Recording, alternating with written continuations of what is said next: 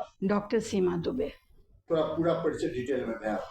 मेरा नाम डॉक्टर सीमा दुबे है। जी मेरा सारा पढ़ाई लिखाई केंद्रीय विद्यालय से हुआ है, जी। क्योंकि मेरे पिताजी का ट्रांसफरेबल जॉब था, जी। तो कई जगह के केंद्रीय आपके विद्यालय से पिताजी का नाम क्या था उनका? गणेश दुबे। गणेश। जी जी। रहने वाले कहाँ के हैं एक्चुअली आप लोग? गणेश दुबे मेरा मायके दरभंगा हुआ जी और मेरा ससुराल मधुबनी है, कर्मभूमि भी मधुबनी है, भच्ची के हम निवासी हैं। जी जी। और मेरे पिताजी ISM धनबाद के प्रोडक्ट थे जी और वो बॉम्बे हाई का पहला कुआं जो बना था उसके पूरे प्रोग्रामिंग में उनका बहुत बड़ा रोल था। जी पेट्रोलियम इंजीनियर थे। जी। मैडम अभी आप डॉक्टरी लाइन में जी MBBS जो आप किए जी, गुवाहाटी मेडिकल कॉलेज से। गुवाहाटी मेडिकल कॉलेज, जी। यहाँ मान लीजिए कहीं हॉस्पिटल में भी आप ज्वाइन किए कि नहीं किए, आगे अपना केवल प्राइवेट अपना चला? नहीं, गुवाहाटी मेडिकल कॉलेज से निकलने के बाद सबसे पहले हम कटिहार मेडिकल कॉलेज शुरुआती दौर में कुछ दिन तक वहाँ डेमोन्स्ट्रेटर के तौर पे काम किए। जी उसके बाद मधुबनी मेरा कर्म, शादी के बाद मधुबनी मेरा कर्मभूमि हो गया जी और मधुबनी में पहले अपना प्राइवेट प्रैक्टिस शुरू किए शंकर चौक से। जी उसके बाद हम ज्वाइन किए छोटे छोटे 2-4 NGOs को, जहाँ पर जाकर हम हफ्ता में एक दिन अपना सर्विस प्रोवाइड करते थे। जी और फिर हम सदर हॉस्पिटल, मतलब जी। बिहार सरकार का जो कॉन्ट्रैक्चुअल जॉब होता है, जी उसको हम ज्वाइन किए। जी उसको ज्वाइन करने के 2 साल के बाद जी उसको छोड़कर सूर्या क्लिनिक जी कुछ हाँ। दिन तक, जहाँ फैमिली प्लानिंग के हाँ, सारे पटना। प्रोग्राम नहीं, पटना से ट्रेनिंग लेकर आकर मधुबनी में सूर्या क्लिनिक का हाँ, जी, ब्रांच है, जी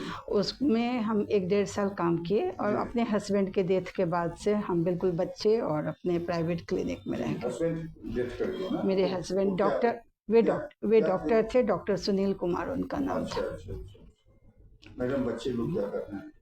मेरी बच्ची है एक और एक मेरा लड़का है। मेरी बेटी CA है, उसकी शादी हो गई है। मेरे दामाद भी CA हैं जी और मेरा बेटा MSc करके अब वो नेट और इसका CSIR का तैयारी कर रहा है। जी जी।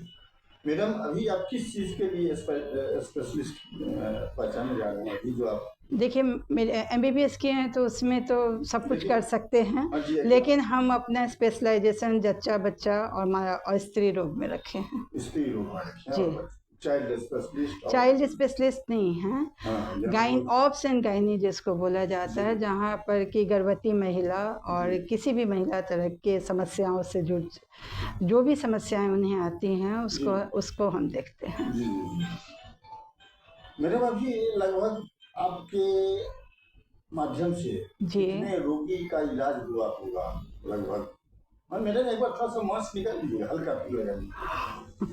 जी अच्छा, मान लीजिए मैडम अभी आपके माध्यम से फिलहाल कितने मान लीजिए? देखिए मेरे यहाँ अभी मेरा स्वास्थ्य 2010 से अच्छा नहीं है। मेरा हार्ट का प्रॉब्लम है अच्छा अच्छा और एंजियोप्लास्टी हो चुका है, तो बिल्कुल हम OPD जी रन कर रहे हैं। दिन भर में जो भी महिलाएं आती हैं जो गर्भवती हैं, जी उनका 9 महीने का जो चेकअप होता है जी और जो सलाह देना है, जी अभी वही काम चलता है सुबह 10 बजे से शाम के 5 बजे तक। जी जी।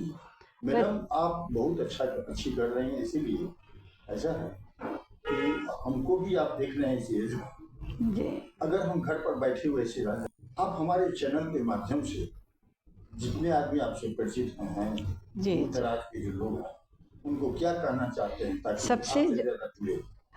2-3 बातें हम कहना चाहते जी हैं। जी पहला तो अपनी बच्चियों का शादी आप सही उम्र में करें। जी 18 साल था, अब बढ़कर 21 साल हो गया है, जी। इस बात का सम्मान करें। जी दूसरा, बच्ची जब से पैदा होती हैं उसको लेकर दुखी ना हो। जी उनका पालन पोषण, पढ़ाई लिखाई, खान पान, न्यूट्रिशन आपको गर्भ से शुरू होता है, जी तो उनके उस चीज़ का जिससे उनकी सर्वांगीण विकास हो, जी उस पर ज़रूर सहयोग करें। पुरानी कहावत को याद रखें, लड़की 2 घर संभालती है, जी इसलिए उनको इतनी मजबूत बनाएं कि वो उतने 2 घर संभाल सकें। जी महिलाओं में आयरन डेफिशिएंसी बहुत ज़्यादा है, जी। मेल न्यूट्रिशन बहुत ज़्यादा है जी और इसका सबसे बड़ा कारण है कि वो सेकंड क्लास सिटीज़न के तौर पर घर पर रहती हैं। जी ये चीज़ नहीं कीजिए। जी।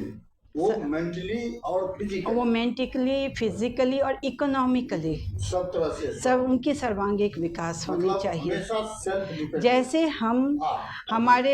जैसे हमारे धर्म में या किसी भी धर्म में, हम सिर्फ हिंदू नहीं कहते, सारे धर्मों में महिला का स्थान सर्वोच्च रखा गया है। इसीलिए हमेशा भगवती का, गौरी का, दुर्गा जी का, या क्रिश्चियन है तो मदर मैरी का, या मुस्लिम है तो फातिमा का बहुत सम्मान है। तो ये सम्मान सिर्फ किताब तक नहीं रहना चाहिए। ये सम्मान को आप अपने घर में अपनी बेटी, अपनी माँ, अपनी बहन, सड़क पर चलने वाली हर अनजान महिलाओं के प्रति रखना चाहिए। दूसरा बात है, अगर आप गर्भवती हो गए हैं तो गर्भावस्था को बीमारी नहीं मानना चाहिए। वो एक नेचुरल प्रोसेस है, फिजियोलॉजिकल प्रोसेस है, जिसके थ्रू हर जीवित प्राणी जो धरती पर है वो गुजरता है।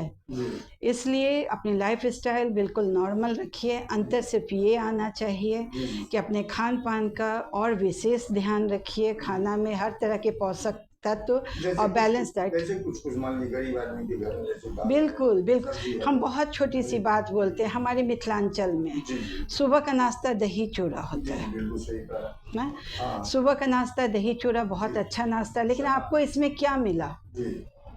इसमें आपको मिला कैल्शियम, इसमें आपको मिला कार्बोहाइड्रेट, उसमें चीनी डाल दिए तो और कार्बोहाइड्रेट, थोड़ा सा जो दूध में आपको मिनरल्स होगा वो मिलेगा, लेकिन आप हरी सब्जी का समावेश नहीं हुआ।